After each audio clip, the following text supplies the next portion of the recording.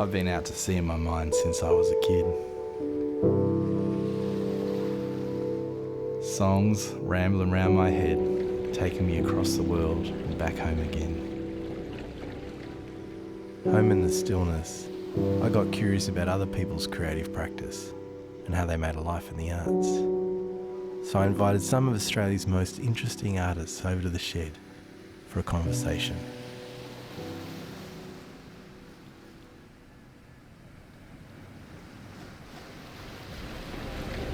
All right, here we go. Things have changed a little bit, which has been a good thing. The big powerboats, but old Pablo, he's used to coming off the beach. He's an organic kind of character. Today we're headed off to catch up with Sarah Blasko. I've always been drawn in by the power of her performances and her deeply evocative songwriting. I'm looking forward to seeing where this conversation takes us.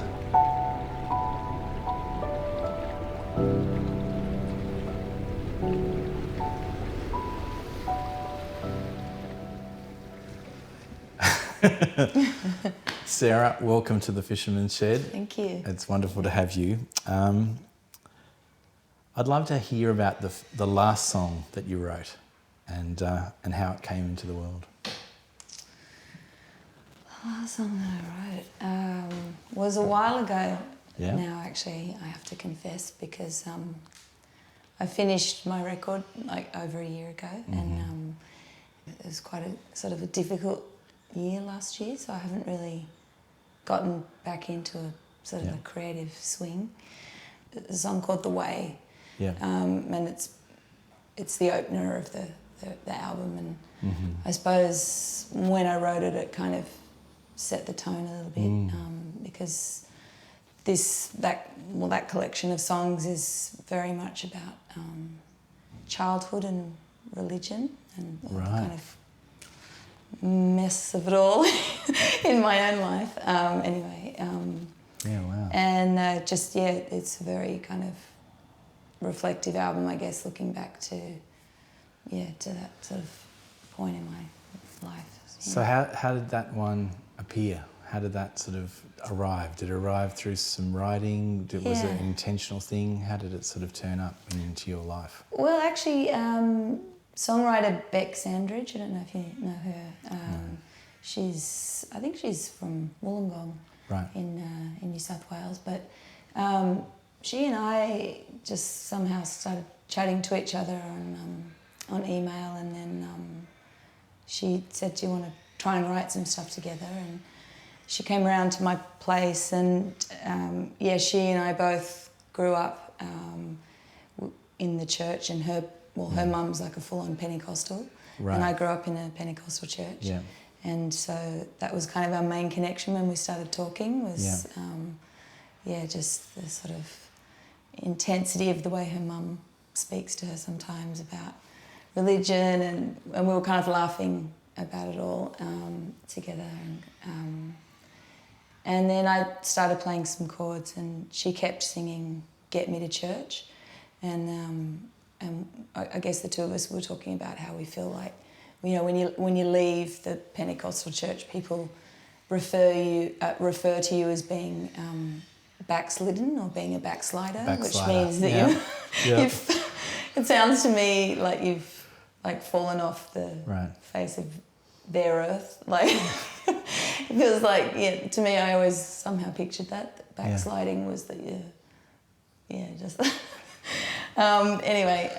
so she and I just kept talking about that, and how we're backsliders, and she kept singing "Get Me to Church, Get Me to Church," and we were making up all of these other lyrics. It was very ridiculous. Our encounter, we didn't really write the song or anything like that. We were just having some chords, and everything sounded like a Smooth FM song, and we just kept singing "Get me to church, get me to church," and then actually that line "Get me to church" ended up being really a main sort of a lyric that I keep coming back to in the song, because in a way, even though I feel like those days I kind of hated them, or I wanted to get out of them. I think that there was sort of a simplicity or something to my life then in having that belief and just being like, not questioning it or anything. And so it's just like a longing to kind of return to church or to those times. That was probably a longer answer than you anticipated. It's a great answer. I guess you had that initial line, and then was it you coming home and fleshing that out yourself? Yeah, well, we kept writing to each other and saying, have you done anything with that song? And then the other one would say, no, I haven't. And then we kept going, no, sorry, nothing. And then about a year or so later, I finally wrote to her and said, guess what? I've done something with that song. And then I sent it to her and, with that. Because that was the thing that she really brought, was the Get Me to Church line. And as I said, and I think she was kind of delighted that it, ended up being something, we both were. Yes. So you were saying that it sort of circled back for you a bit. In what way has it circled back for you? Well, like I was saying, I think in that song I'm just kind of exploring the idea that even though maybe I rejected sort of that part of my life, I guess I have to admit that I find myself when things are difficult, I just unwittingly find myself praying, or I go back to something that I can't. It's like I cannot get rid of that part of myself, I mean, in a way, I don't want to. I've never really totally wanted to, but there was a certain point when I left the Pentecostal church where I feel like I had to get over the experience. Like it took me probably about 10 years to sort of rid myself of certain ways of thinking and stuff like that. So I think that the part of it that I do really love and I do really miss is just that simplicity of, kind of thinking, there is a God, and like I could just pray to God now, or and sort of longing for that simplicity of what I felt when I was a child. The peace in it and that kind of feeling. How much did that influence your songwriting, do you think, growing up in the church? There would have been a lot of singing going on. Well, in the Anglican church, you wouldn't have had the kind of like spiritual singing that they do, like where everyone sings and speaks in tongues, and then everyone kind of goes into their own songs. Yeah. So sometimes I do, Well, I have a lighthearted conversation, like with, for instance, with someone like Beck, who kind of knows that sort of world, about how that's how like I started songwriting, was like in those moments. But I think that there was something about just turning off your brain and just making music in those moments. I think I really loved that, and I still, in a way, I probably still songwrite like that. Like I'm not speaking in tongues or singing songs to God, but there's an element of just, just trying something, like, and those experiences were probably influential, Well, it's interesting because even when you perform, there seems like you sort of enter into this state when you're performing a bit. Yeah. And I wonder whether or not there's some kind of connection point back to that time, Yeah, I think there definitely was. I mean, I owe a lot to the to the church. No, but I do. I mean, it was very formative, and if you love music, it's a great place to be. And my sister and I always joke that we learnt to sing by standing next to either side of my mum, because my mum was tone deaf. Right. And so it was just like, oh, no, not quite, mum. Like but yeah, I think all of those things sort of in some weird kind of way all shaped what I do. But yeah, I do think that in that church, everyone closes their eyes and just like gets it, and I don't know if now I'm a bit sceptical about the speaking in tongues and some of the other sort of quite emotionally manipulative stuff that I think goes on in those churches, but it doesn't take away from the beauty of a bunch of people all just like making up songs, and connecting together. And there's yeah. definitely, I mean, people are finding that with choirs and things like that now. This idea that we don't have that in our day-to-day lives anymore. Yeah. This kind of point of connection. You Yeah, know? it is magical to hear a whole bunch of people. So singing together. Singing. Yes, you know, that's what happens at gigs now. I mean, I know Jeff Tweedy talks about that. I think Jeff Tweedy's got this idea that rock and roll is how churches should be, or something like that, something along those lines. Well, that's why I think the Pentecostal church did pretty well in the 80s and 90s, because people were sick of, you know, the old traditional hymns, and then they, So it's interesting because you said, we started off and I asked you, you know, tell me about the last song you wrote, and you said, oh, you know, I've got to admit, I haven't done this for 12 months or whatever, which is an interesting thing that we often feel this need to apologise or something when we're not actively working. Yeah. You know, and I always think the subconscious is really strong, that sometimes even when we're not writing, things just kind of settle in there, and then when you unlock them, then things have a way of sort of flowing out. Yeah. Do you find that you work in batches as a general rule? So like, I'm writing for an album, so my focus is just about writing. Is that, and then once you've completed, you tend to pause, or was that an unusual thing to be stopping for just during that period of time? Or? No, I do tend to do that, and I think that always makes me feel like I'm not really a songwriter, like I'm not really a professional songwriter.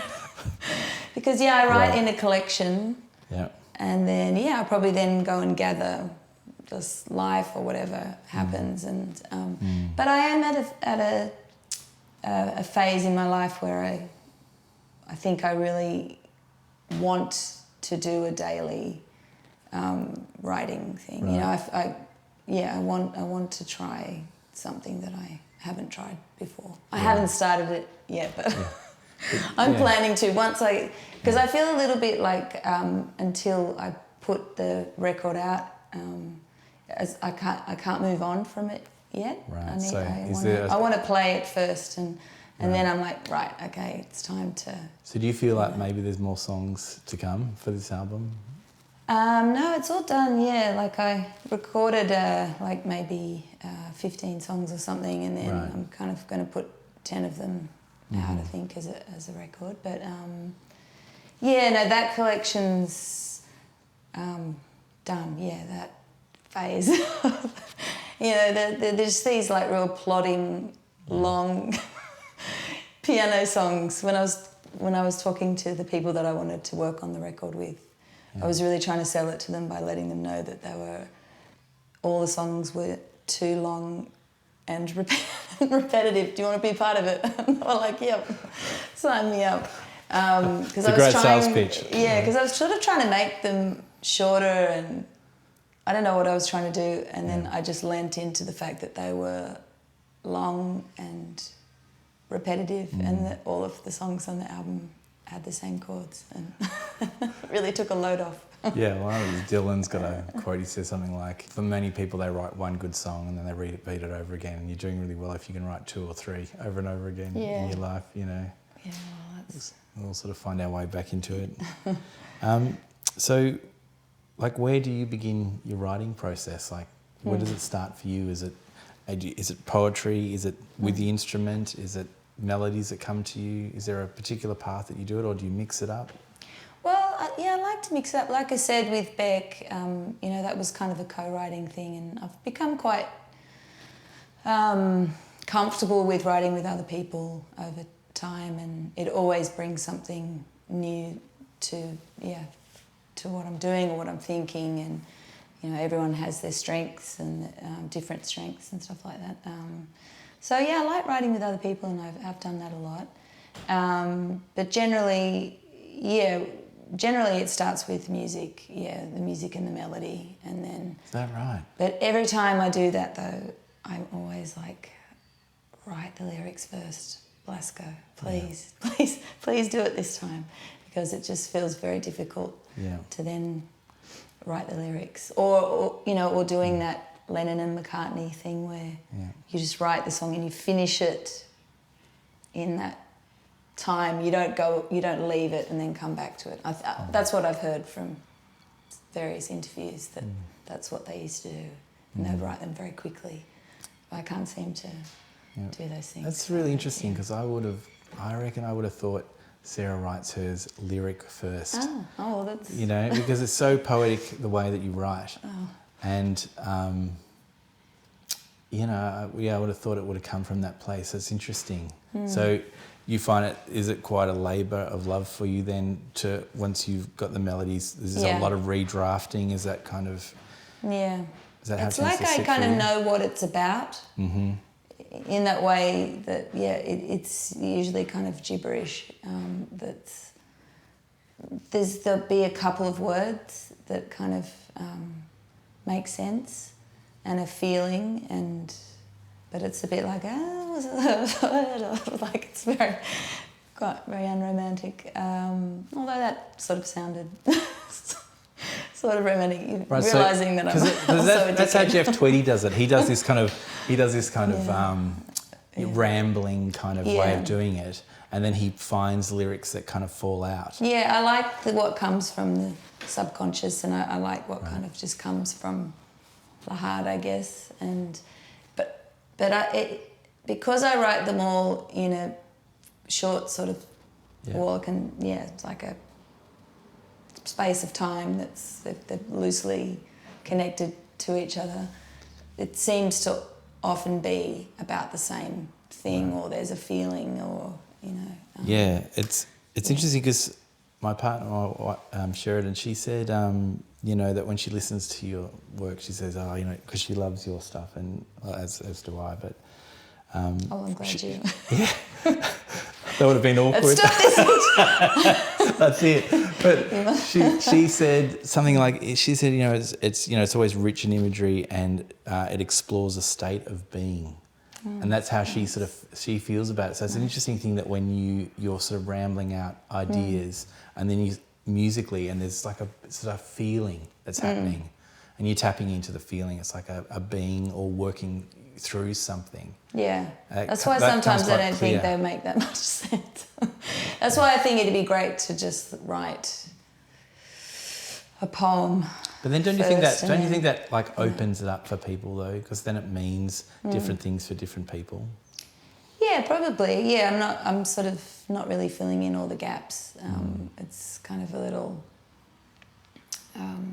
there's a vagueness to it.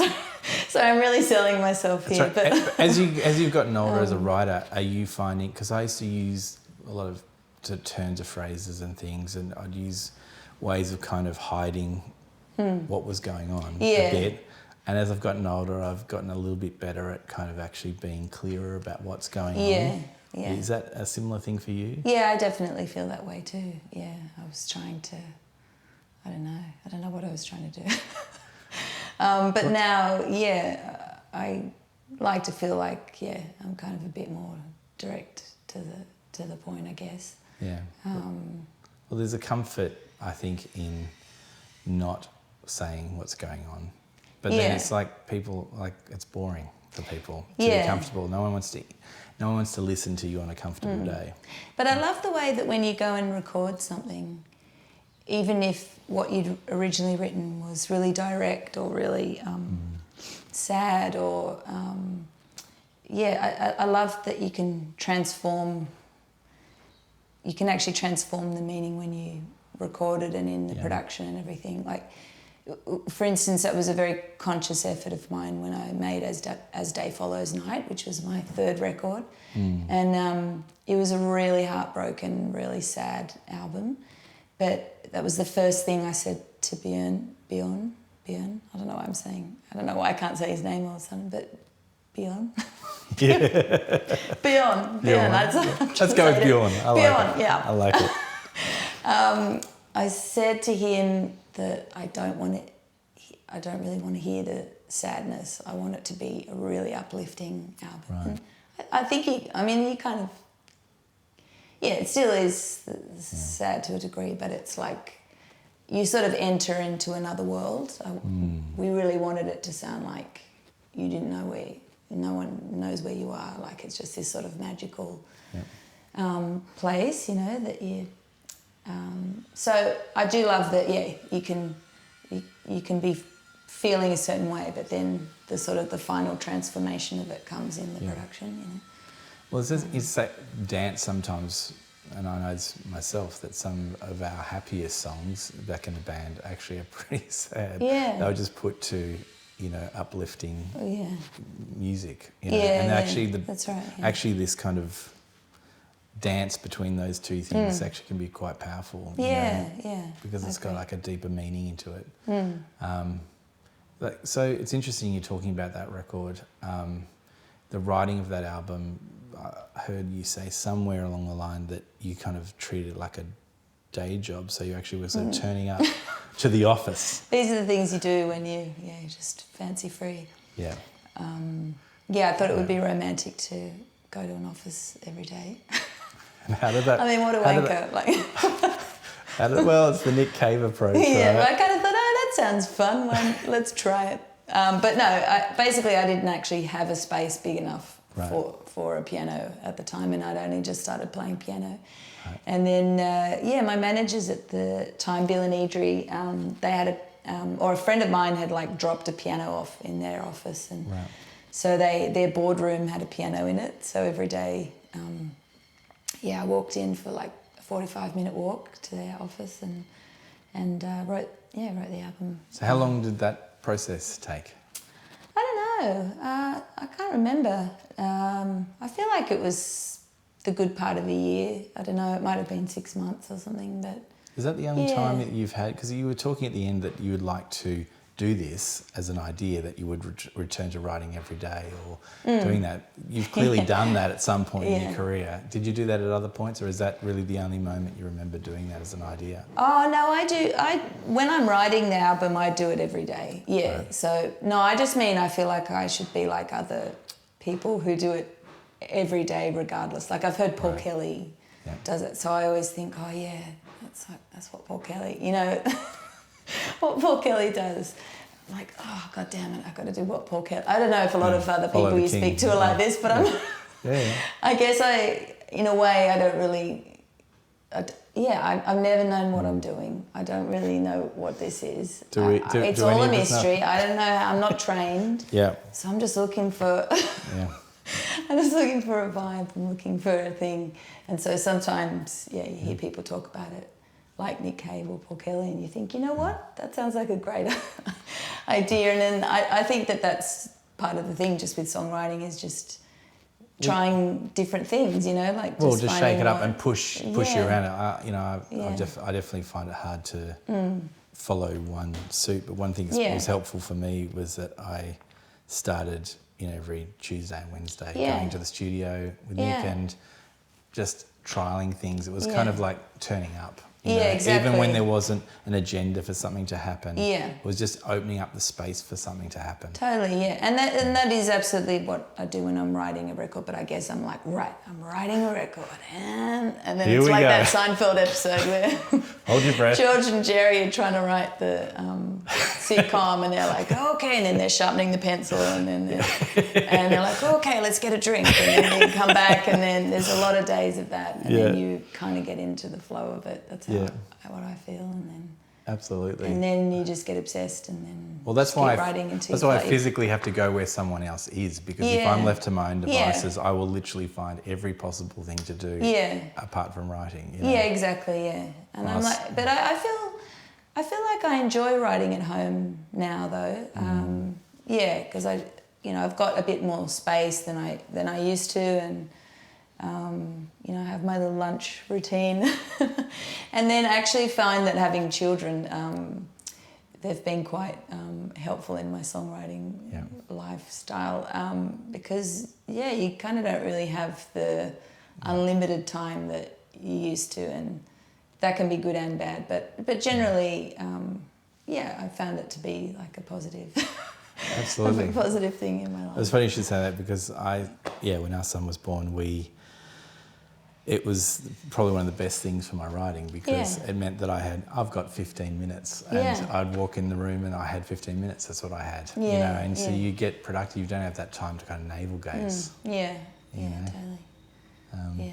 What about writing with different instruments? Like one of the things for me is as I'm moving to a new record, sometimes I'll find some weird instrument, or I'll find myself gravitating towards the banjo or a weird harmonium I found in a junk shop or something like that.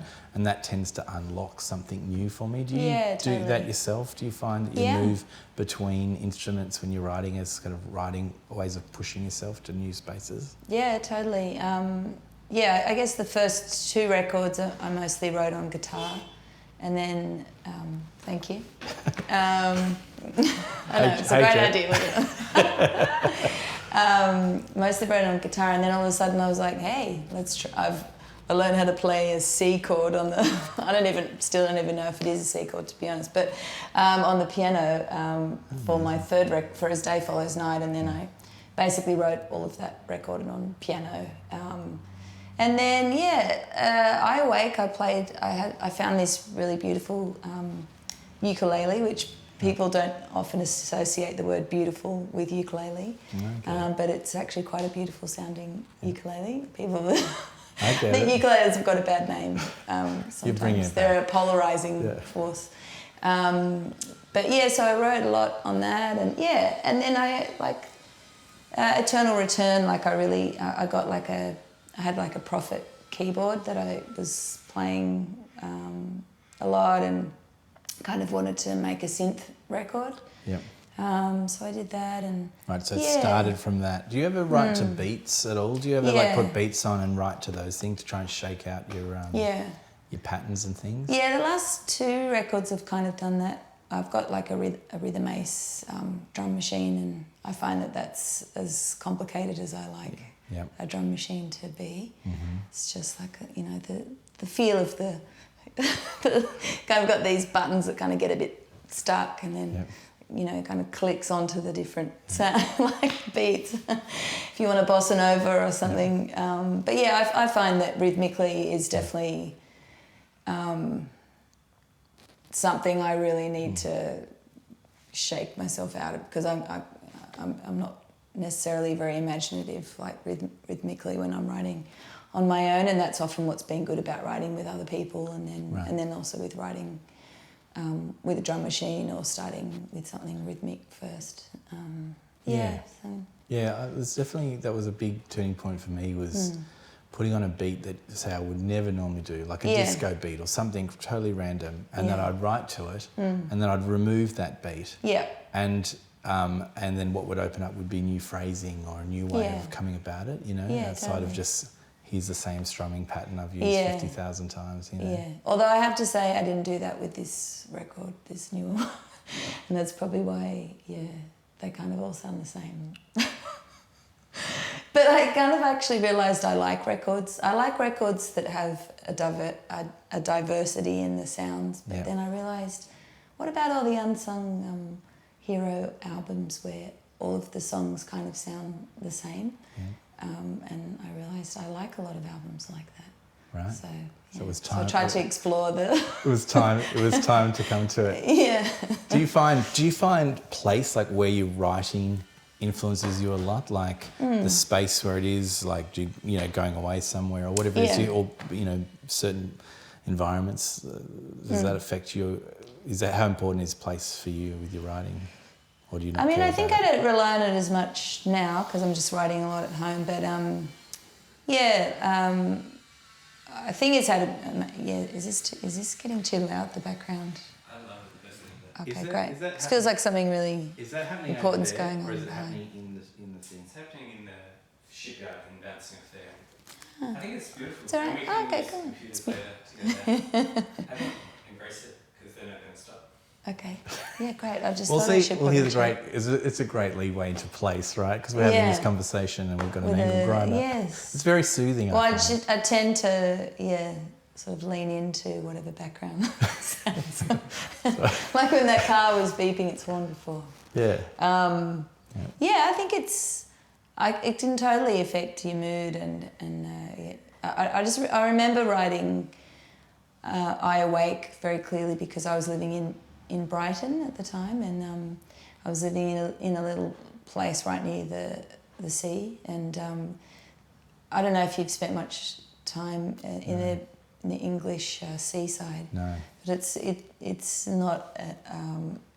it's not a sun-filled like kind of like. There's a bit of gloom going on. Yeah, pebbly beach, and Right. then there's probably one day of sunshine a year kind of thing, and then these really massive seagulls that would actually swoop down and shit all over you or steal. You know, like I saw these birds like steal entire sandwiches from small children. Like they were like really like I developed a bird phobia from living in Brighton. But yeah, the mournful sound of those seagulls and the sort of depressing kind of coastline of and the sort of fading. There's like at the end of the pier. There's like an old fun park kind of thing. Right. And so I have really vivid memories of writing that record because it was cold, it was dark, there were the mournful seagulls. It was all very romantic to me, you know, coming from Australia where there's like too much sun, you know, it's like It was too happy. So I was like walking along the pebbled beach with my coat on, you know, like trying to write. You know,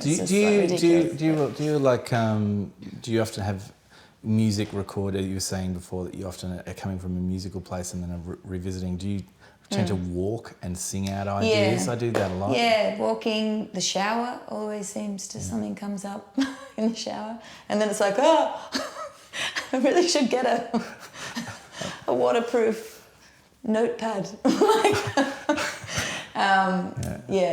I do. That's a joke. I do. There's any other things I'm like. Yeah, I mean, I don't know. I always feel like I'm a bit of a dickhead talking about songwriting somehow. I'm like a child who's... Well, isn't that... I think that's like the root of it is kind of trying to come back to that place. Like, I mean, it's kind of tapping into a really... like into the spirit of what you're trying to say or into your subconscious, allowing that to kind of come out. And in a way, you've got to kind of get your active mind away from that to be able to actually dive into it. So it is kind of childlike in lots of ways, you know? Yeah, I know, I just mean like talking about myself as a songwriter for some reason. Right. I don't know. I sound like I'm being, Did you find I'm not being self-deprecating. I mean, I probably sound like I'm being self-deprecating, but I just feel like the whole thing, I don't know, I guess it is kind of a strange thing to do, and I like that it's kind of strange, and I like talking about it in that way, I guess. And trying to kind of lock it down to a thing, I Yeah, guess. when you sort of demystify it, it's like, which I think is fine to do that, you know. Well, you know, it is how do you find your way back to it. I mean, that's the thing, I guess, when you begin, you don't know the moves and you're just going on your instincts. Yeah. And then as you go on, you learn the moves, and that actually, to me, I find that's actually the debilitating bit. It's actually trying to find my way back to getting to a primal spot. And that's why I found writing sometimes in the studio where it's just, there's no preconceived idea, the tapes are going and you're just doing and you're just mumbling out things. Sometimes you can find yourself into fresher places because it's not as considered, you know? Yeah, totally, Yeah, I think that over time I'm probably trying to forget what, you know, I think I know, or trying to put less effort in, or trying not to overthink things. You know, I used to overthink everything, and actually when I worked with Björn in Stockholm on As Day Follows Night, that was the biggest learning curve I've had in terms of somebody saying to me to not overthink and to keep it really simple. And he, you know, speaking of like sort of coming to the office and then going home, we would start at 11 and then we would finish by like 5 o'clock or whatever in the studio when we were actually recording. And I just thought this was like insanity that we were doing like 6-hour recording days. And he just had a baby, I think, at that point. And I realised that he was totally right, that that the way that I'd done everything before was actually kind of a bit stupid, and that these kind of, you know, these are ways that people have been making records for years. I mean, I think there's obviously something to be said for a very detailed record where, you know, maybe it is very layered and it is very complex, but he really taught me about just keeping the takes really fresh and doing everything live. And so we would do like 4 takes of each song and then we were done. And I was just like, what? Like, Yeah. And he liked certain types of mistakes I learned a lot through working with him. That's so interesting because it was our first records were all super detailed. As the idea that I'd labour over them for a long time, and then now I'm really getting to a point where I'm just trying to be as simple and let it go as much as possible. And actually, the mistakes actually is what brings the life into it. Yeah. Like Abby Dobson said something really fascinating when we talked with Abby. She was saying that it's actually. She would say to the engineers, don't cut the silence between things where the breathing's happening, because even in the breathing, I'm delivering something in that. And it's just all those things that you don't quite register is happening in a track. Yeah, yeah. That, you know, mistakes or errors, it's the human part of it. Yeah, yeah. Yeah, I totally agree. I think, more and more I've tried to just like lean into that and not... But it's not always... You kind of... Sometimes you intend to do not very much and then you know... You can't help yourself. Like with this last record I've made, I was intending for it to be like almost just like piano and voice kind of thing, and then it's not. It's not that. It's quite a lot more than that. So I'm still trying to get there with a record like that, but yeah. So, I really wanted to talk to you about that as Day Follows Night, because obviously I loved his work with Peter, Bjorn, John, but he's done lots of Ricky Lee's and so many great records. Yeah. Sonically, super interesting. Yeah. Amazing that he had an approach of a 6-hour workday, which makes sense. Yeah. Nick and I do these, we call them power sessions, and they're just 4 hours, and you come in and we work for 4 hours. And we're fresh, and it's a really kind of helpful way of kind of doing it. Yeah. So when you were in the studio, so the band were all like, would love to kind of explore that sort of period of time. So it was all live tracked. Is that what happened? Yeah. It was very stressful for me at first because I'd gotten there a couple of days before we started, and I didn't know anyone. It was in the middle of Swedish winter, which was extremely cold and snowy, and I couldn't understand a word anyone was saying because he was speaking to everybody in Swedish. Wow. And so he had all the material beforehand. And then we did I think we did a day of rehearsing. Right. And luckily, I loved the drummer, I loved the bass player and everything. So the main component, the main band felt really good really quickly. Incredible drumming on that record. Yeah. Frederick's a wonderful drummer. And then we stepped straight into the studio, and then I found it very deeply distressing at first. I was really not coping, and I remember him. Had he prepared you for what was going to happen, or was he was just like a real producer in the sense that he was really he was just calling all the shots. I was very intimidated by it, and I guess a bit angry at first as well. I felt a bit left out of the process because I liked the process of working out what the drummer's going to do, and I didn't want to be shut out of the process, but I was really shut out of the process. And I remember this one conversation we had where he said to me, "I've never had to talk to someone so much during a recording session. My mouth is dry." And I was just like, oh my God. It was really demoralising. And I was like, well, I'm just trying to work out what's going on because I care. This is my record.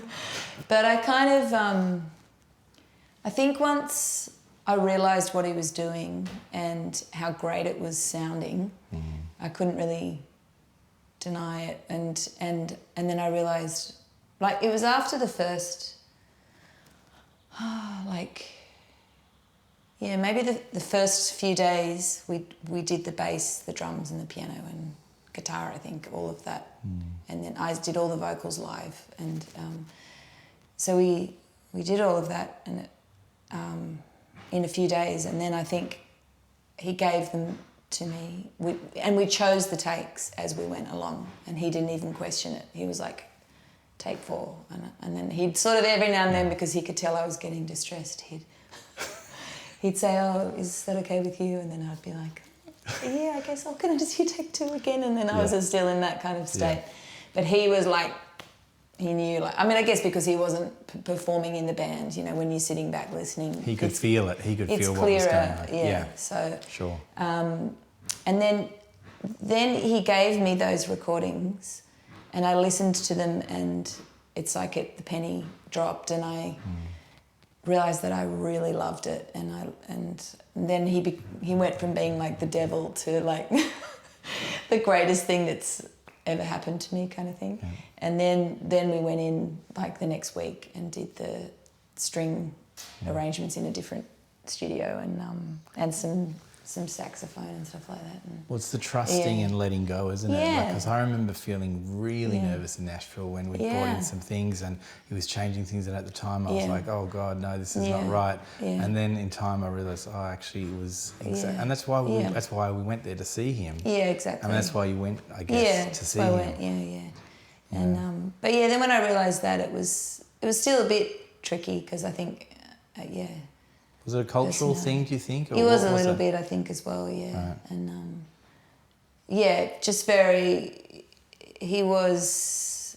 Well, as you can tell probably from this interview, I'm not necessarily a person of, few words. He was very much like, yes, no, like... And then they were all speaking and laughing in Swedish, and I was like... like crying in the corner. But then, like... Yeah, I ended up being amazing friends with Frederick, who played drums on the record, and then the next record I tried to work with Bjorn again, but actually we couldn't find the time. But I kept working with Frederick because I loved him so much. He was like, such a great person to play with. But I just realised as well, all the musicians that were playing with, that we were playing with, were from like a jazz background, and real, people who loved improvising, and that kind of changed the sort of people I liked working with, I guess, too, because I really saw how that was sometimes, because sometimes I think people who've kind of always done pop music or rock music, there's not that love of improvisation. I mean, I can't really improvise on an instrument very well, but I can improvise, with my voice, sort of. Yeah. So I just started to really love that. So thinking about that session versus the sessions you've done in Australia, I know you did 2 records overseas, right? How many of the 6 albums? I'm a real wanker, and most of my records were made overseas. Right. Like, I made my first record in LA. Okay. Because at the time, I think I just thought, what we were talking about earlier, that where you are like really affects like how you feel, which it does. So, but now that I look back at it, I'm really glad that I did all these kind of ridiculous things, I made the first one in this tiny shoebox recording studio in LA, and then the second one I made at Neil Finn's studio in Auckland, and then As Day Follows Night and I Awake were both recorded in Stockholm, because I was kind of living over there for a while, and then in England, and then I don't know what record did I do next, and then these last 3 have all been recorded in Australia. Okay. Right? Came to my senses, and no, I didn't come to my senses. It's just life. It's a different thing. So, but between those 2 experiences, recording overseas and recording in Australia, what are they? What are the differences to you? What did you notice between those 2 things? Well, I think it was important for me to go to all of those places to learn. Actually, when I think about it now, I learned that was where I learned all these, worked with different people, learnt different approaches to making records, and then I had the confidence to try and make my own records, because the last couple of records I've essentially produced myself, or and collaborated with the musicians and the engineer and everybody. So yeah, they were just the learning ground, and I guess I just wanted to work in an unfamiliar place. Like I wanted to, which I think was good, a good idea actually when I think back to myself, because I wasn't comfortable in any of those scenarios really. Like well, that would have been a big challenge, I would imagine. Yeah. You know, and growing up, also deep history of making albums in those places. Yeah. That's what I noticed when I was in Nashville. You're talking about a long history of making records and a different type of shorthand that sometimes happens. Yeah. And also you're in an unfamiliar spot, so the whole thing's a challenge. Yeah. And sort of sometimes it can help you to... Yeah, and it's exciting because, you know, it's this...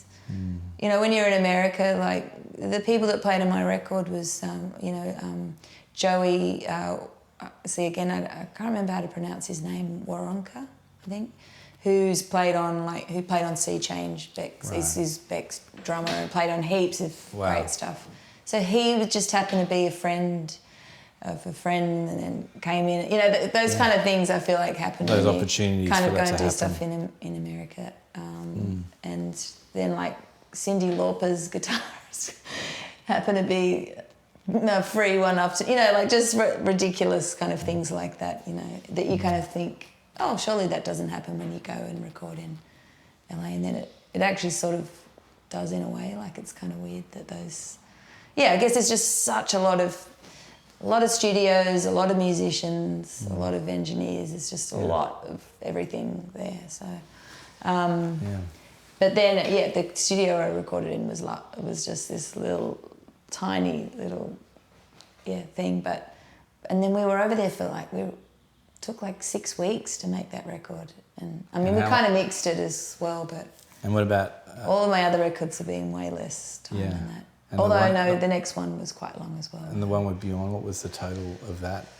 It was like 5 days or something. Like it was really quick. And then of course that completely, like the sort of lazy side of me was like, it's amazing. I always want to make an album that, you know. 5 days. It was probably more than that. It was probably 5 days to do it was probably 6 days. But then there was the mixing obviously on top of that took, you know, a couple of weeks or something. But yeah.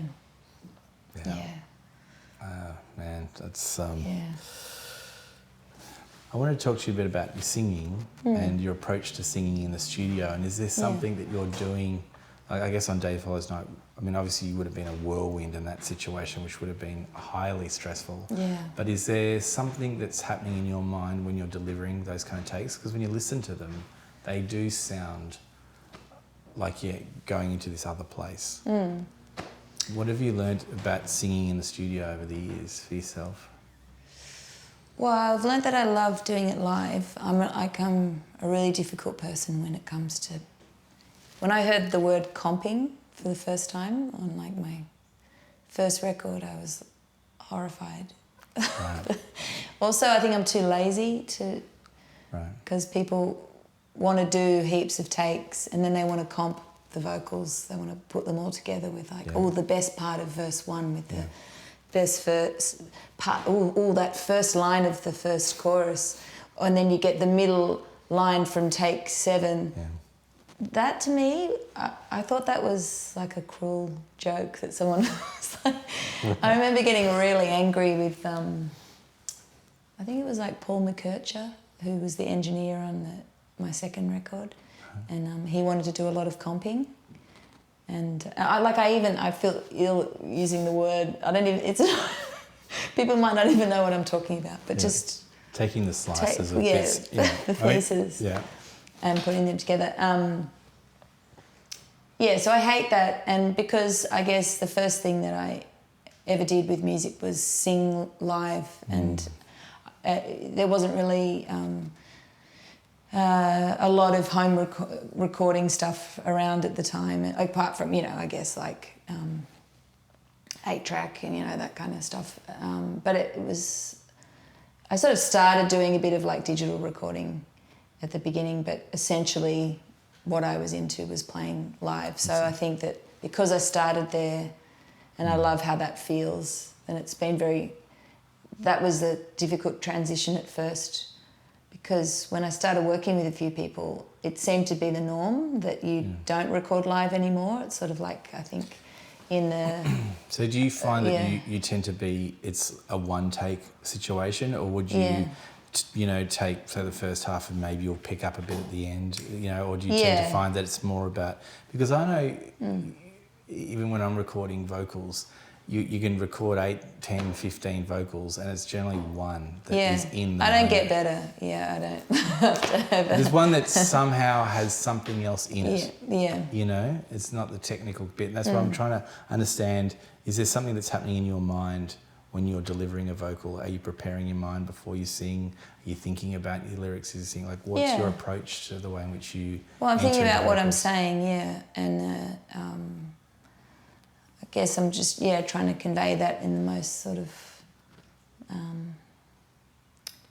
honest ways possible, or, you know, kind of, I mean, you're trying to tell a story, really, and that's what feels weird about kind of chopping it up to me, because each time you kind of deliver it, there might be a slightly different story, or slightly different emphasis on what you're saying, you know. Sometimes you just try something that's really loose, and other times it might be more angry, or, you know, or there's the light and shade throughout the whole song that keeps changing. So, so for me, I've always been inspired by that idea of delivering a performance, you know. And I still think it's really important. But the thing is, if I've learnt anything in this whole time, it's that it is all about the experience. So it doesn't really, in a way, the result is one thing, but if there's a certain thing that makes the experience really pleasurable or enjoyable, or you're doing something that feels important, that matters, you know. And if I look back on anything that I've done, it's always the sort of the experiences that, you know, I might love the end product of a record or whatever, but the main thing, as we're talking about now, is the experience of making it. So the thing is, it is all just about having fun with the experience of it, because that's what we're all experimenting, you know, with something. And you know, whenever I hear songwriters that I really respect, to hear them talking, to me there's a playfulness to the way in which people write and record. You know, like, I've always been influenced by David Byrne, and I love to hear him talk about how he makes music, or I've read a few of his books, and, you know, it's like, I like that he's sort of writing pop music, but then there's these, like, fun, it's kind of fun techniques that are just, it's play, it's, you know, so I don't actually even think, in a way, I don't think I've ever really gotten there, you know what I mean, in terms of, like, you're always trying a new thing, and that's what keeps you wanting to keep doing it, is that you haven't, there's no end. There's no arrival. There's no destination. It's interesting because on Day Follows Night, that was your first record where you wrote it on your own. There was a very solo approach to doing that, and it's got I love that album. I remember being in a tour van with the band, and someone put it on, and everyone just went quiet as it came on, and then the whole record played through, and then at the end, everyone just erupted in applause. No, they did. They did. I am not joking. Do you tell everybody this? I have not said that to anyone before. That is a genuine thing. I was going to say that as a joke. No, because, the thing about it is, Sarah, is that there was something in it that, as we entered into it, I mean, the production's beautiful, the lyrics are amazing, and your singing is incredible, but there's a real feeling in it as a whole piece. Well, that's what, Bjorn really, taught me, and that's what he really brought, that magic, like the way that we recorded it, you know, this beautiful studio, like on tape, all live. You know, I was singing in this I've never heard such good sound coming back at me in my headphones. Like, Interesting. I was singing into this like amazing reverb chamber. Like, it was like the ultimate. Like, that's how it felt at the time. Right. So because I felt like I was performing live, it was all of the magic of performing. Like, even the layout of that studio, it's called Atlantis in Stockholm. It's really open. Everyone's sort of separated in their kind of spaces, but you can all see each other. So there's I'm connection. singing into this concrete room that just sounds like amazing. Like, there's just a little bit of distortion almost. Like, it's really quite, like, anything sounds good singing into that space. Like, to be honest, it was just like things that you can do there that you can do in the shower, but but it's got that, it's just got a feel to it, like like an immediate feel. And also that he gathered these amazing musicians, and you can play off like, it, right? You could play off the reverbs, and you can, yeah, you know what I mean? Like, it's that like a live thing. Like, it's like singing in a, like, yeah, when you sing in a good space or in a good. And then also where we were listening back to, everything sounded good. Like, it was, I mean, yeah. And well, it's interesting that you talk about David Byrne, because David Byrne was the only other writer that wrote on that record with you. So you wrote a song with David. Well, yeah, I used his line, and then I had to ask for permission, and yeah. Right. Okay, so it wasn't that you were actually in a room writing with him. You didn't do a writing session with him for that song. No, that's from. I took that road. I took a lyric from Road to Nowhere. Right. And of course. It just fit with what I was trying to say, and I really loved the idea that it was kind of like this little nod to this inspirational figure. So much so that I was willing to sacrifice a part of the songwriting royalty just to, which I don't know. I just really like. I sort of like that when people, reference, stuff that me. That album was part of transforming the sadness of the songs as well. Was that I wanted. Like, we had really clear references for all of the songs, like I Put a Spell on You by Screaming Jay Hawkins was a reference for one of the songs, and Talking Heads was so that song Over and Over, like Talking Heads, Road to Nowhere was the reference of the song. Like we wanted it to feel like a record. I mean, that was the heightening of the songs, was just kind of going, you know what, I want this one to sound like an old show tune, and this one to, so that it was bigger than the feeling, like to...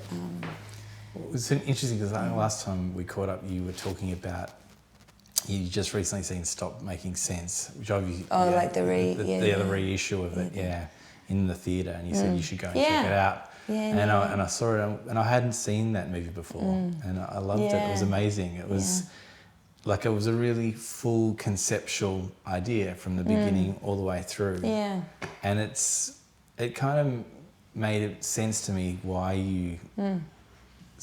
Obviously, that was meaningful to you, the way that he approaches making work. Yeah. You tend to have a very holistic approach to making work and a very visual way of making work, both in what you wear, the film clips, and all this stuff. And I kind of want to talk about that because they seem like... not equal partners, but there's definitely a very filmic understanding. And then when I sort of dug in a bit deeper, you'd studied film at university. And so I was curious to know how you, just your approach to making work and its relationship to visuals. And I guess in the same way that David Byrne did in that piece. Yeah. How important is that to you? Yeah, it's really important. I mean, it's fun more than anything, but yeah, I guess that's the thing. Like, when you write something, I guess, there often is like a bit of a visual, like there could be a landscape or something that just without you even thinking about it, it just pops into your head, each time that you come to, to play something. I don't know, I think a lot of musicians feel the same, like they're just, like there's a song called Explain from my second record, What the Sea Wants, and yeah, I knew that the story was just, it was like a little story that I was concocting to kind of represent how I was feeling, you know. I was feeling like really like big changes were happening, and I'd sort of, everything kind of lost a bit of innocence kind of thing.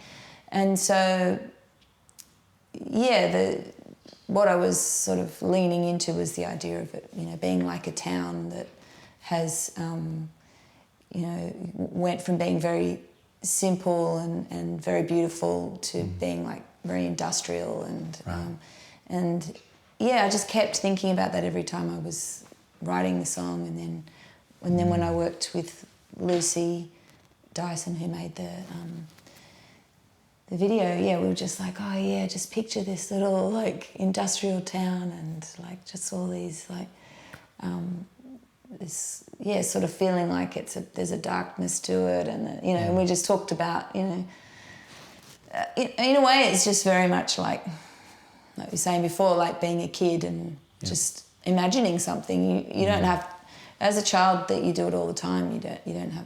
It's not weird to sort of imagine stuff all the time. Like, no, you know, my son's always like bowling up and down he's really into cricket, and he's always bowling up and down the kitchen, and he's like, oh, you can hear all the commentary going on, and then he's picturing the whole. You can tell he's at the SCG or whatever, and he's playing for Australia. He's like, he's there. He enters right into it. No one, it doesn't even care what anyone else is doing. It's just so normal to. But yeah, I love that you get to do that with music. You just get to have these chats with other creative people about these imaginary worlds. And I guess live, it's in your costumes. It's what you're wearing as well. Like, is that how do you? Is that part of this process for you as well? It's just fun, but I haven't always made good decisions there. I remember one tour I did, which I was embarrassed to admit, that everyone walked on with a...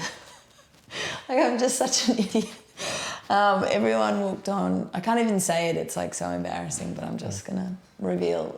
You're amongst friends. There might be somebody who watches this who went to one of these shows and like, oh yeah, I remember that. Yeah, it was like a winter tour, and we walked on with like our winter coats on, and then we hung them up on a coat rack. Like, we're just, I mean, just an idiot having fun with it, you know. But I wouldn't go back to doing that. But yeah, it was part of the exploration. It was just it was a memory. Like I said, it's the process. Unfortunately, that end result was cannot be erased from. So for you, is it the making the albums, or is it the touring and the playing live, which is what you love the most, or is it a bit of combination of both? Or? I think it's a combination now. I think I used to say that it was always playing live. And then, like I said, I think that when I met Bjorn and I made that record, it blew my mind, and it changed the way I did everything from then on. And then I started to realise that my instinct in terms of like, because the first two records were very laboured. It was take after take after take. It was week after week, 12-hour days. Like, who's going to like that? Like that. It's a grind. That actually is quite painful, you know. So I thought I didn't really like recording, because I thought that was how you had to record. I didn't really know. And then when I discovered that you didn't have to record like that, and I love recording now, and then it's all, it's just making it. I've kind of gone back to more complicated things since then. And again, I really hated it, and it was just a reminder, okay, like, next one, don't do that again. Because I think that Eternal Return was a bit laboured, but also I was pregnant at the time, so I was like exhausted. But we were recording all through the night. I made that record with Burke Reed, and we would start recording at like 10 at night, and I was heavily pregnant, and just I was exhausted. Like, it was like So I mean, there were elements of that I really loved making that, but on the other hand, it was kind of back to that punishing kind of long days, kind of long nights sort of thing, you know. So touring live, when you're singing, is there something that you do to prepare yourself to come on stage, to deliver the performances that you do? Is there something you do to try and help yourself zone in? Or, I mean, I've seen you on the side of stage, just be sort of there, and then all of a sudden you enter and there's a real presence that happens when you come on. Is there is there a character that you're kind of coming into? Like everyone has different ways of kind of dealing with entering the live space. Yeah, I mean, I think it is a character to a degree, for sure. But yeah, I don't know. I think it just depends on the day. It always... But generally, I can't hold a conversation within about half an hour or an hour of going on stage. Something happens where I kind of enter into this tunnel where I can't think about anything else or converse at all. So that's always part of it. I kind of go into this zombie phase. And yeah, I always sort of need to be quiet and go into my shell a bit and just loosely think through what we're about to do or what I need to remember or and then but I think it's not even like what we need to do in terms of like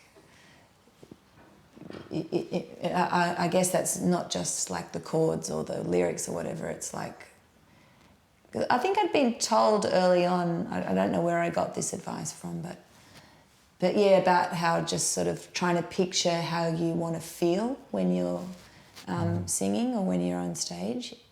That's nice. Yeah, it might have even... Yeah, I don't know where I got that from, but and as a singer, I think you want to feel like you're breathing, you know, because otherwise, if you're really nervous when you're singing and your whole body is like you're holding tension, like you know, just releasing all the tension and like just wanting to feel really open and you know, like centered. And I mean, I have to say that in the early years of performing, I drank too much before I played, and that was how I got into the tunnel.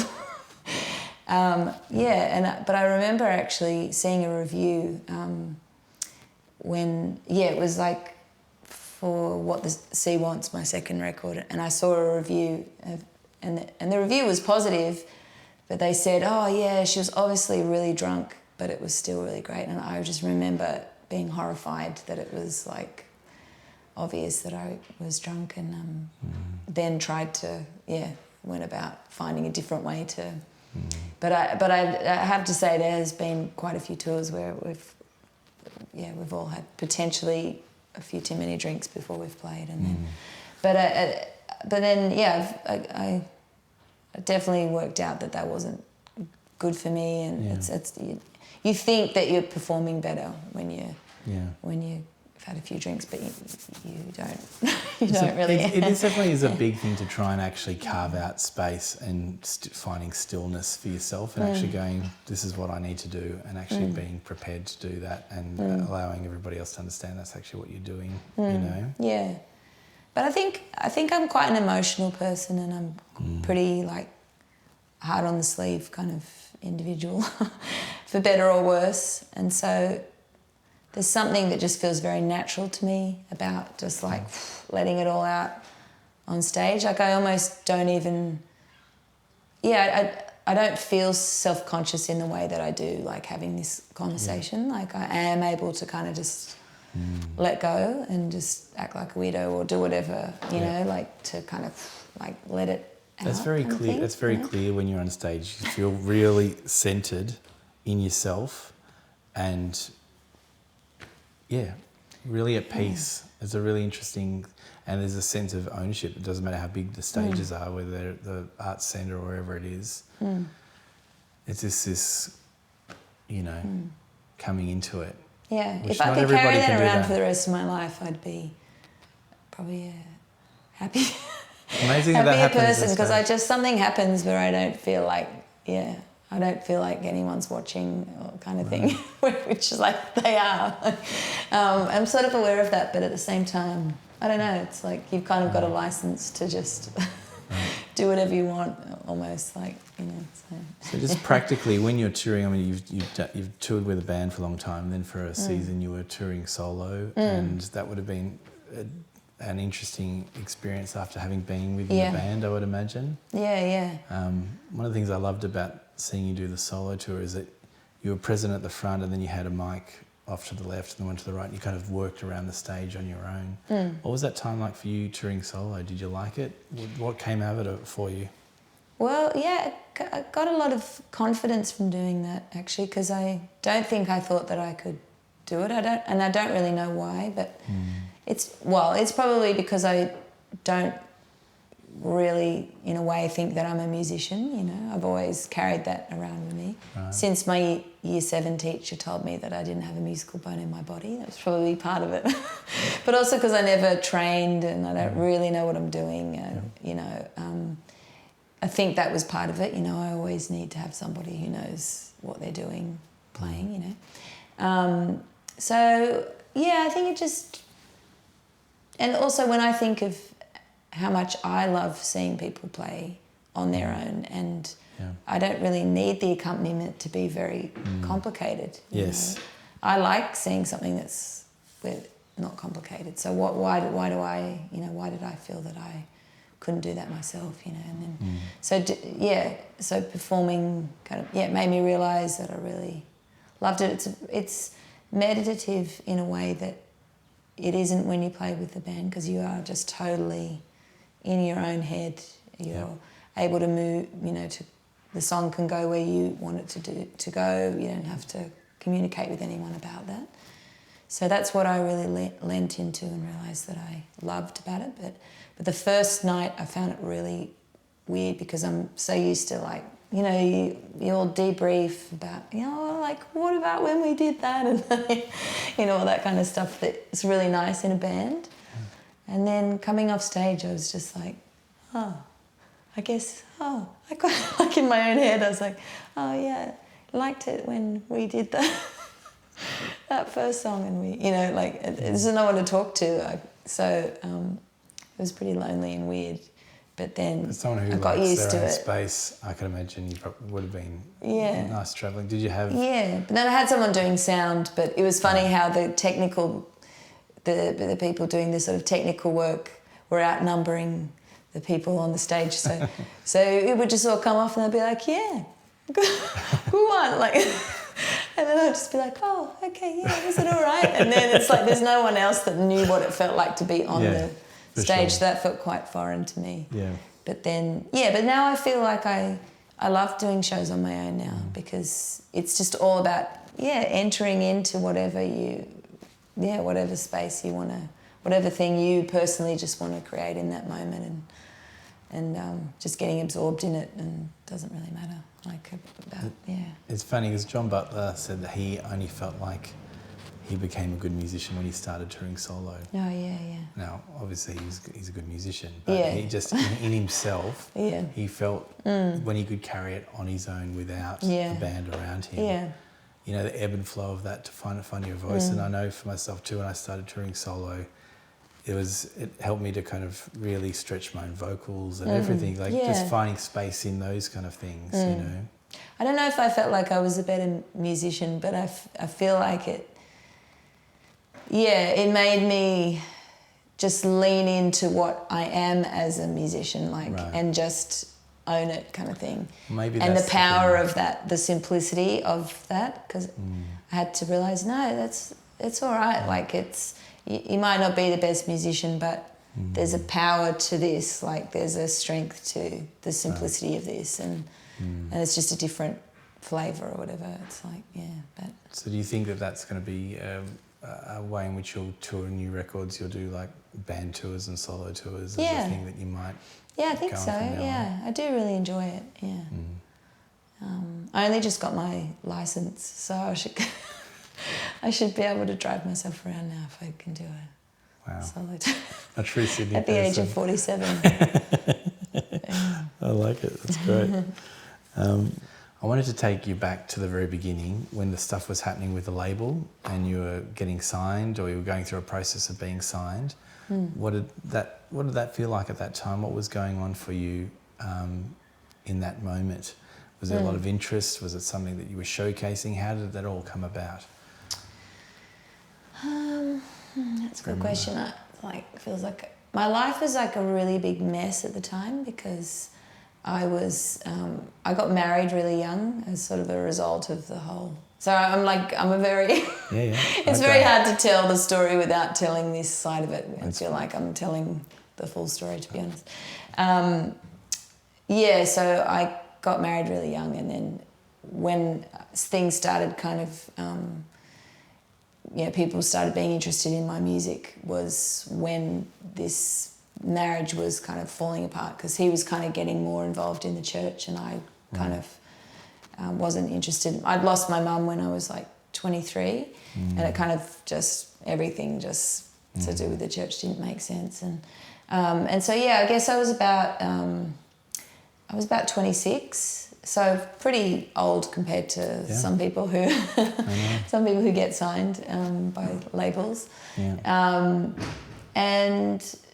It was really overwhelming, actually, like a huge life change. On the one hand, I was pursuing something that I'd been pursuing for a while, and it felt like it was kind of coming to fruition, and I was about to make a new record and everything. But then on the other hand, this sort of old part of my life, or this part of my youth or whatever, was kind of just felt like it was crumbling. So I was making my record while I was like, I moved from the suburbs to the city, and I didn't know hardly anyone. Like, my whole world kind of shifted overnight. That's what it kind of felt like.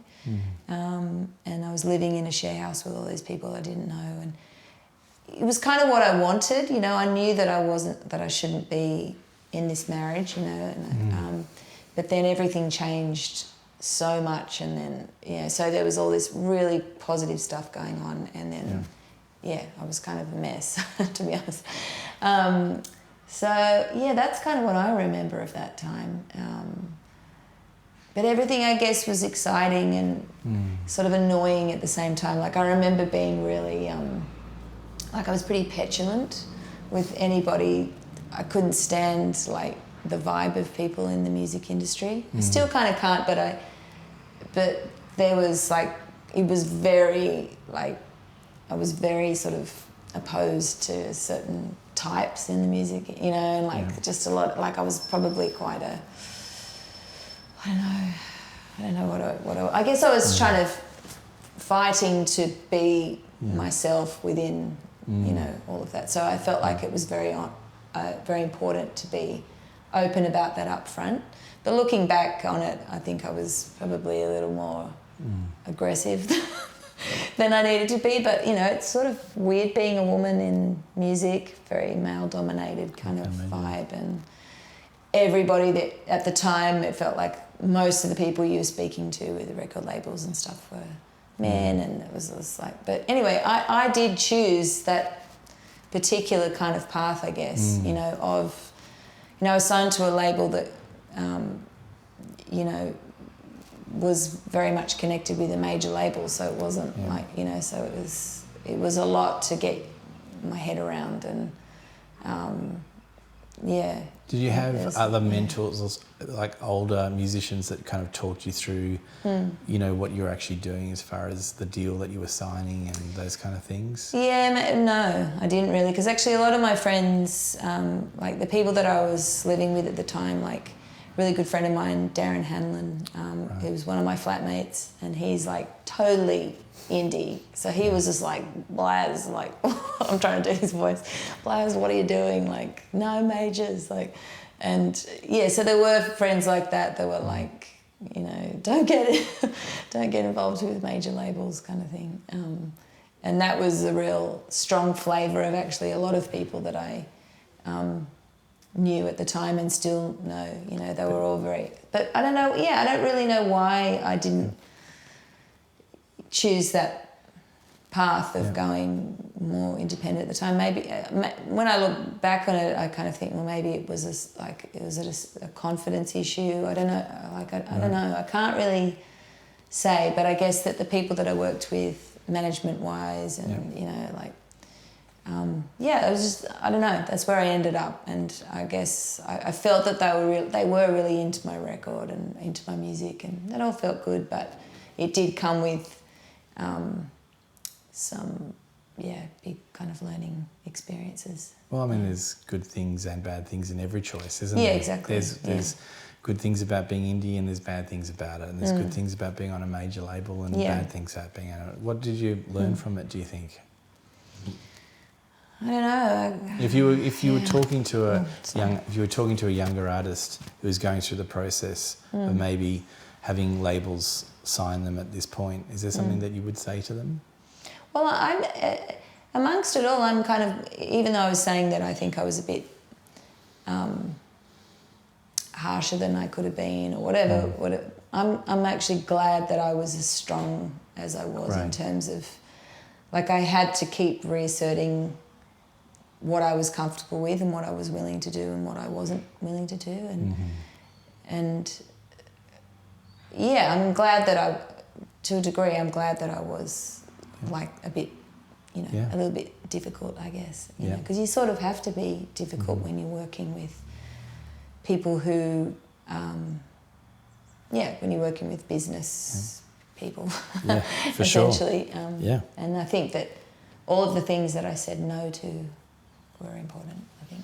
So when you were... people say no is a very important word to learn. It is. It is absolutely an important word to know. Say no, because, in the end, it's your work and it's yourself, and you have to feel comfortable being who you are in every bit. You're the one who has to look back on your career and on your work. Yeah, I always wanted to... be able to stand behind your work. Yeah, I always wanted to feel like even if I made a mistake, like they would go, no, Sarah, believe me, if you do that, then this will happen. Or, they were kind of people, everyone would try and predict what was going to happen with a certain choice. And I was like, nah, I don't agree with you. And I think I learnt very quickly that nobody actually knows.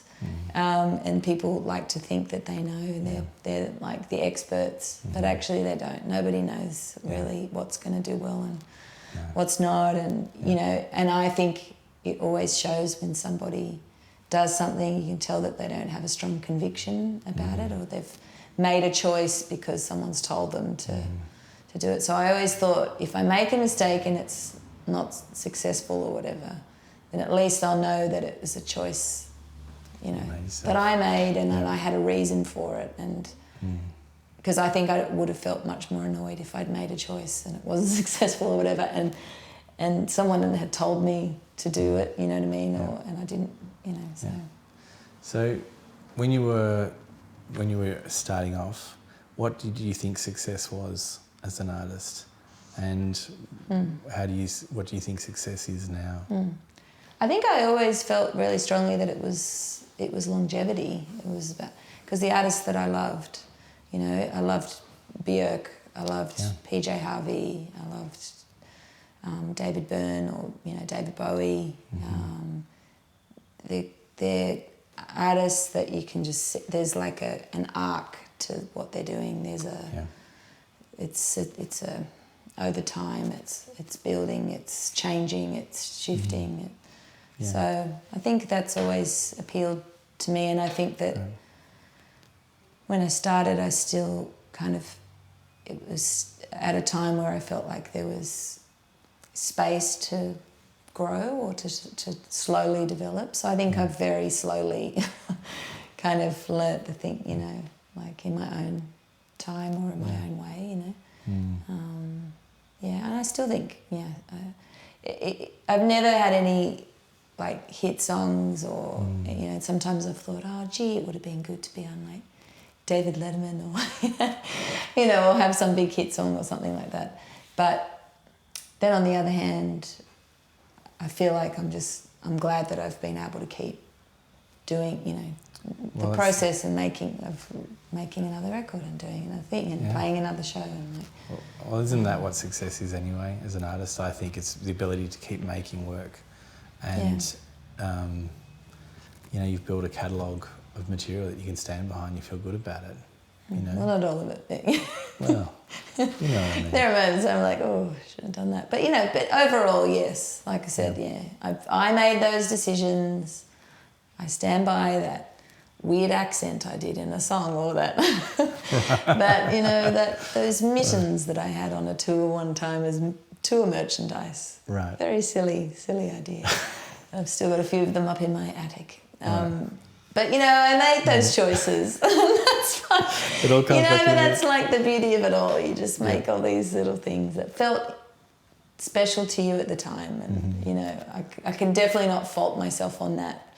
You know, that I at the time I was deeply convinced that was the right, you know, path. What about the collaboration with Seek a Lover Keeper? What was that like for you? Yeah, good. After being like a solo artist and then actually you know, working with people in that kind of context. How was that for you? It was hard at first, I think, for all of us, but then now it's a really important part of my life. Like I've really, because we've all grown together, or we've all aged together, the three of us, because we started making records at the same time. Were you friends? So, is that how it started? Was it well, through we met friendship? through just doing gigs in the same city, like, because we're all from Sydney, and we met at the pub in Newtown, and because we were just putting our albums out at the same time, we just got to know each other and kept seeing each other all the time. At festivals and things like that. Yeah, and then we just joked about having a group, and then we just did it, and then Sally came up with the name, but now it's become like, like a real refuge, like a really nice, like we've really needed each other, I think, more over the years, like in terms of, like we get a lot of encouragement from each other, I think. And so not necessarily from actually working on new material, just as friends connecting and sharing even doing things. new material, yes. We've only done 2 records, it feels like we've done more than that for some reason. Have we only done? I don't know. But we're trying to get together to do another one soon. But but when we do shows, it's like, I really love it. We sort of hang out with each other even when we're not doing music, and we're always like texting each other, and just like the three of us are kind of neurotic, so we just kind of understand each other. And it's not everybody understands what you do, right? So it's like, you know, I've got some friends, a friend in Canada, and there's someone in Sydney, you know, that I'm friends with, and we'll talk online or whatever it is. It's sort of an unusual job we have. It's not like everybody understands what's going on. So, and I think because we're all kind of same age and, you know, similar kind of, at similar points in our lives. And I'll ask one more last question, which is, if you were to give advice to a young artist, what would that be? Well, I feel like I've probably already said it I suppose in my own example, that I think it's important to be a bit difficult. You know, you don't want to be too difficult. I was probably too difficult sometimes, but I think that standing up for yourself and your what's the word? I just can't think of the word right now. I've lost my mind. It's okay. Your convictions is what I was looking for. Always, I think, looking within is really, really important. I think if you're just always like outward, that's what I always worry about with people feeling like they've got to control their whole like PR campaign now, you know, that they're like looking outwards and viewing themselves from the outside. And I think it's actually really detrimental to an artist to do that. You kind of have to look inside. It's like the most valuable tool that I think you have is to just go into a quiet place, like whether it's physically or just like mentally, and connect with what you really think you should be doing, or what's right for you, and what, you know, because, like I said, I think people pretend or like to think that they know, or like to think they can predict what's going to happen with your music, but they can't. And I think that the person that has the vision for the music is you. So if you don't have the vision for your own music, no one else is going to, you know, give it to you, kind of thing. But yeah, I think that internal conviction, and just loving the process. It's like being in love with the process, because the process is your actual job. Like making the music and thinking about all those little silly ideas, like that's your actual job, and relating to all of the other creative people, you know, all the other musicians and the photographers and like that's the exchange. That's like, they're the things you look back on and really have fond memories of, like, and building those relationships over time. Yeah. Beautiful way to end it. Thank you so much for your time, Sarah. That's all right. Beautiful. All right. Cool. You guys are still awake?